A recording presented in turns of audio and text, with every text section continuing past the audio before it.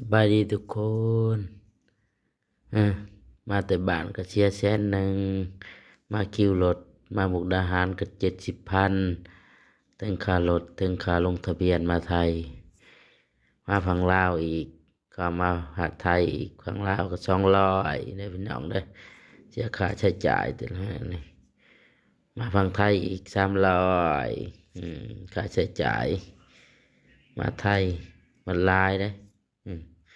thì งิน2-3 พันแล้วจังมาได้ทุกคนเลยอืม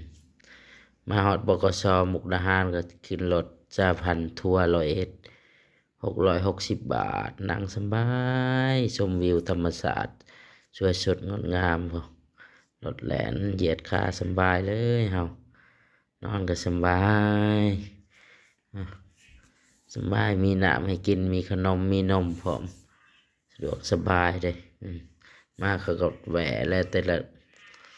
คิวรถของเขาเนาะเขาพาแหวะเข้าห้องน้ำสบายเลยเนาะแต่เขาไปลงมอชิดเดี๋ยวเขาลงลังสิตนะลงลังสิตพี่น้องเลยสะดวกสบายค่าครองเขาเก็บ100มาฮอดมอชิดกันลงขึ้นรถแท็กซี่มาห้อง200 บาทค่าใช้จ่ายก็ตกประมาณ1,000 กว่าบาทนี่แล้วพี่น้องเอ้ยมากรุงเทพมากัน2-3 มื้อยังบ่ได้ทำงานจ้ะเท่าแก่ค่าไปเลือกตั้งอบตเด้อพี่น้องเด้อ